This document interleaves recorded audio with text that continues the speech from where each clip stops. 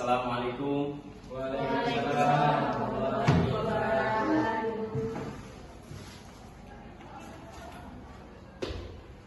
Assalamualaikum warahmatullahi wabarakatuh. Waalaikumsalam warahmatullahi wabarakatuh. Alhamdulillahirrahmanirrahim. Pada siang hari ini kita dapat bertemu kembali untuk melanjutkan perkuliahan kita, mata kuliah hukum acara peradilan agama. Semua dalam keadaan sehat ya. Kalau teman-teman sudah, saya rasa siap untuk mengikuti perkuliahan saya di laboratorium peradilan ini untuk sebagaimana RPS kita, ya kan, rencana pembelajaran semester, bahwa pertemuan ke-13 hari ini adalah simulasi praktek persidangan. Maka perkuliahan saya laksanakan di laboratorium peradilan. Ada yang mau disampaikan sebelum perkuliahan bisa mulai? Oke, kalau tidak ada, tolong koordinator kelas untuk memimpin doa pada pertemuan hari ini. Silakan kepada koordinator kelas. Baik, tentunya sebelum kita mulai sekolah hari ini, marilah kita bersama-sama membaca Al-Quran ala diniyah wal solihah Al-Fatihah.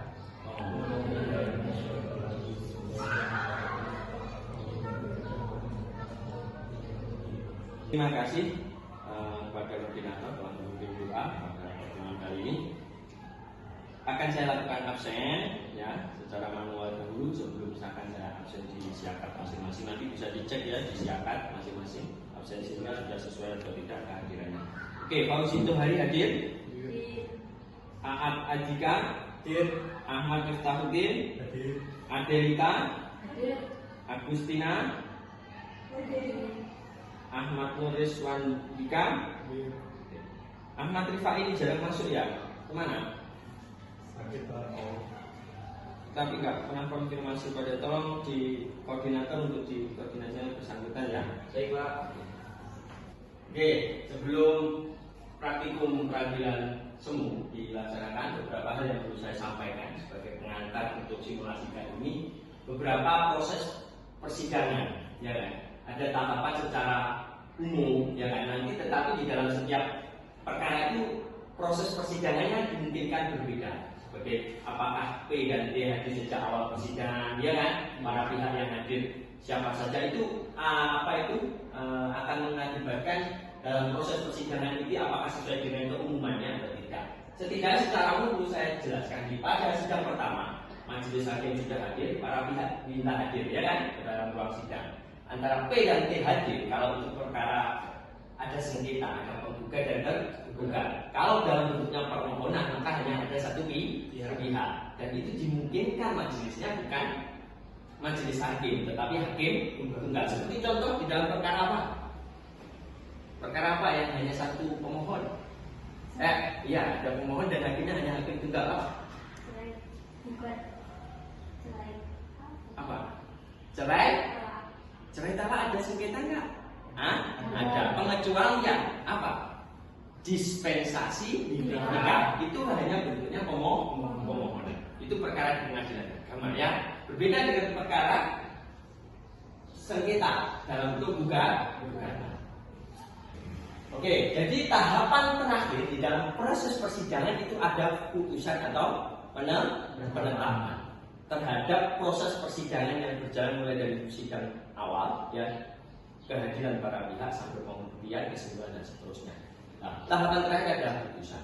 Saat putusan sudah berakhir, karena ini perkara di pengadilan agama, apakah ada upaya hukum terhadap putusan dan penetapan atau tidak? Itu ya tahapan-tahapan sudah saya jelaskan di awal tadi. Ada beberapa proses itu. Tetapi tergantung skenario perkara itu, dalam artian konstruksi perkara itu. Jadi setiap perkara bisa juga setelah pembacaan gugatan langsung pembuktian. Itu nggih. Paham ya teman-teman? Paham. Untuk lebih lebih lihat lebih jelasnya akan disimulasikan oleh kelompok pada hari ini. Sudah siap untuk para kelompok untuk mensimulasikan sidang hari ini? Sudah siap Pak? Oke. Pada sidang hari ini sesuai dengan silabus atau RPS kita adalah perkara cerai.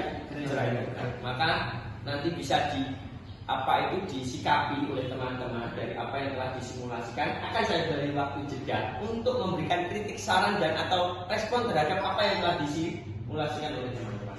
Paham ya, teman-teman? Assalamualaikum warahmatullahi wabarakatuh. Sidang Pengadilan Agama Ponorogo dengan nomor perkara 050-PDD-2023-PA Ponorogo tentang kasus cerai gugat antara saudari Aira Cicia Orinda Abdi Rusada binti Tukimin sebagai penggugat melawan saudara Dedi Kurniawan bin Warjianto sebagai tergugat pada hari ini Selasa 2 Januari 2024 dengan susunan majelis hakim sebagai berikut: Muhammad Syamsuddin Asrafi SHMH sebagai Hakim Ketua, N. Harsi Alfa Ahdiya Dibza SHMH sebagai Hakim Anggota 1, dan Windy Kristia Chandra SHMH sebagai Hakim Anggota 2. Persidangan akan dimulai. Majelis hakim memasuki ruang sidang. Hadirin dimohon berdiri. Sidang Pengadilan Agama Ponorogo yang memeriksa, mengadili dan memutus perkara-perkara perdata pada tingkat pertama dengan nomor perkara 050-PDGTG-2023-PA Ponorogo antara Dedi Kurniawan sebagai tergugat melawan Aira Cicia sebagai penggugat. Dengan ucapan Bismillahirrahmanirrahim, sidang saya nyatakan dibuka dan terbuka untuk umum. Penggugat atas nama Aira Cicia Orinda Abdi Rusada dan tergugat atas nama Dedi Kurniawan dipersilahkan untuk memasuki ruang sidang.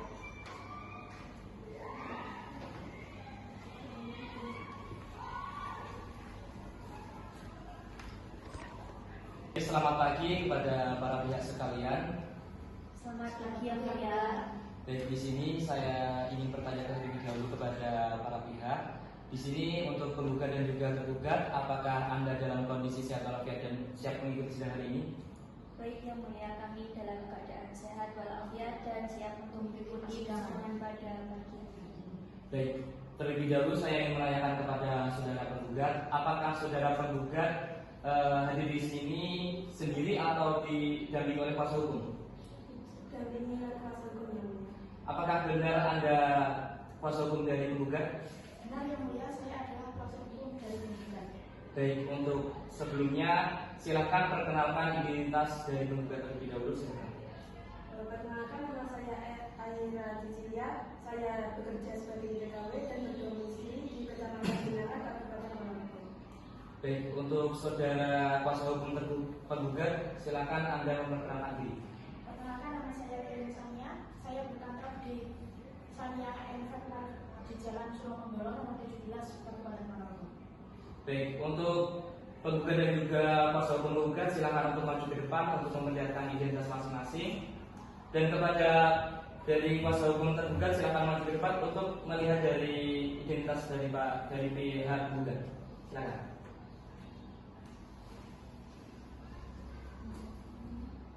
Baik saudara sekalian, karena saya rasa cukup untuk sidang pertama kali ini dan juga para pihak telah sepakat untuk memilih mediator dari luar pengadilan.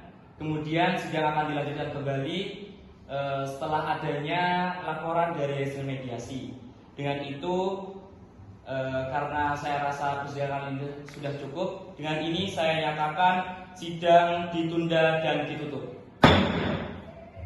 Baik, untuk panitia silakan diumumkan agenda selanjutnya. Sidang kedua dengan agenda pembacaan hasil mediasi akan dilaksanakan setelah para pihak menerima relas panggilan. Dimohon para pihak hadir tepat waktu.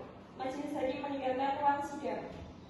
Hadirin dimohon berdiri. Wassalamualaikum warahmatullahi wabarakatuh.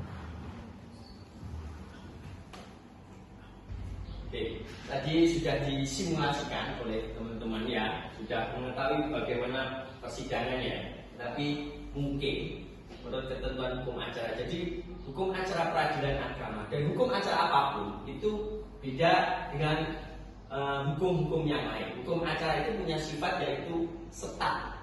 Dalam saat normanya itu belum berubah, apapun manfaat atau tidak, efektif atau tidak, ya kan? Ya, hukum acara itu tidak boleh ditafsirkan di dalam implementasinya, sebagaimana telah dipraktekkan tadi.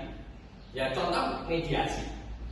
Tadi mediator pihak tergugat prinsipalnya kan tidak hadir, ya kan? Tapi dikuat.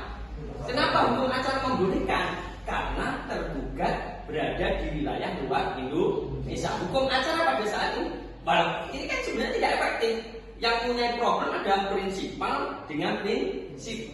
Prinsipalnya ini kliennya tergugat, tetapi kenapa hukum acara boleh? Ini nggak boleh ditafsirkan di dalam implementasi persidangan, nggak boleh ditafsirkan seperti oh ini nggak asli berarti harus pulang dulu, nggak boleh. Apapun yang bunyi hukum acara itu berlaku, itu beda dengan hukum materi.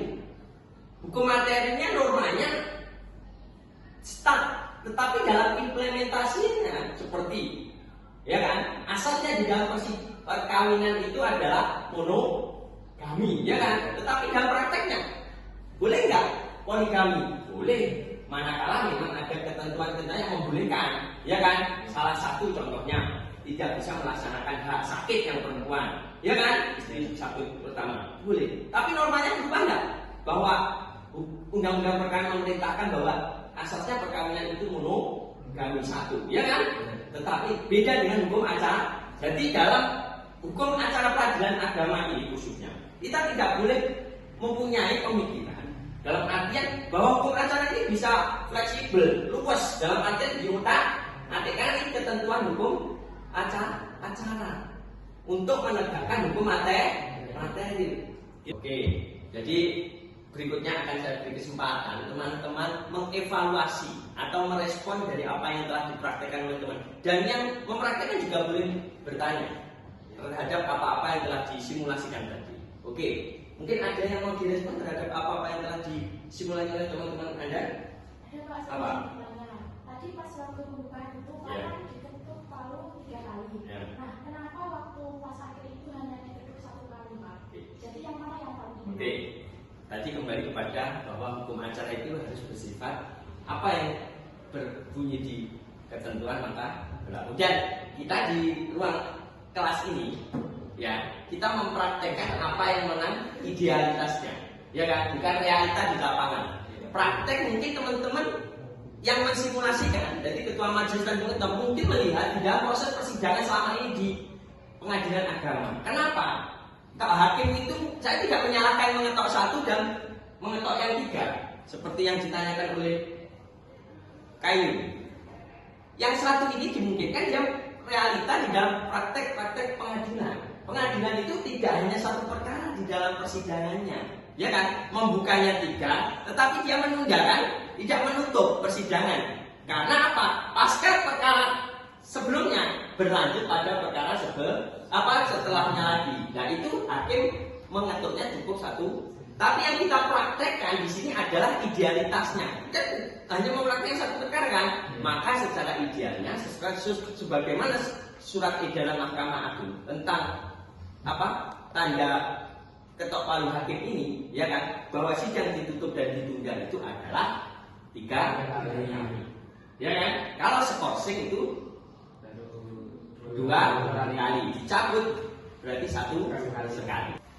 Oke, teman-teman ada yang mau ditanyakan lagi? Oke, kalau teman-teman saya sudah cukup, maka kuncinya hukum acara yang berlaku itu wajib diberlakukan, ya kan? Wajib diterapkan sebagaimana semestinya, karena berakibat terhadap produk dari hakim. Apakah dapat dibatalkan, bahkan batal demi hukum, berimplikasi terhadap produknya. Itu ya, silahkan untuk dilanjutkan pada sidang berikutnya. Oke, karena semua tahapan persidangan sudah dilakukan oleh kelompok dan semua evaluasi dan respon dari teman-teman juga sudah dilaksanakan, maka di akhir akan saya memberikan evaluasi secara keseluruhan. Jadi kuncinya secara umum teman-teman sudah mempraktekkan sebagaimana mestinya. Ada 1-2 kekurangan yang sebagaimana mestinya itu belum dilakukan teman-teman, seperti tadi di persidangan bahwa pengetuan palu, dan di akhir tadi juga bahwa hakim tidak membuka persidangan secara terbuka untuk umum karena agendanya adalah pembacaan putusan. Agendanya seperti itu ya. Tapi mungkin sebagai bahan di akhir perkuliahan ini untuk kelompok berikutnya, sebagaimana esensi di dalam perkara, ya kan, ini hukum materi, kaitan dengan hukum materi bisa melihat 3 jurnal artikel saya berkaitan dengan jurisprudensi. Di dalamnya juga mungkin ada jurisprudensi hukum keluarga. Yang kedua berkaitan dengan bagaimana perkawinan beda agama, ya kan, kaitan dengan itu. Dan yang ketiga adalah penemuan hukum hakim di dalam persidangan. Itu bisa menjadi mungkin referensi untuk substansi perkaranya, ya kan, bukan prosedur persidangannya. Kalau tidak ada yang ditanyakan, perkuliahan hari ini saja. Mungkin ada pertanyaan sebelum saya akhiri?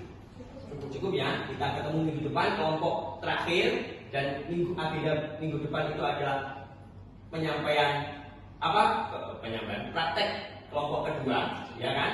Dan akan saya review keseluruhan materi dari pertemuan pertama sampai pertemuan terakhir sebelum kita melaksanakan ujian akhir semester. Kalau tidak ada pertanyaan dan jika saya sudah cukup, pertemuan hari ini saya cukupi. Mohon maaf jika ada kesalahan kurang pada pertemuan kita ketemu minggu depan dalam keadaan yang lebih baik. Kita akhiri dengan kafaratul majelis. Subhanallahumma wa bihamdika asyhadu an la ilaha illa anta astaghfiruka wa atubu ilaik. Assalamualaikum warahmatullahi wabarakatuh.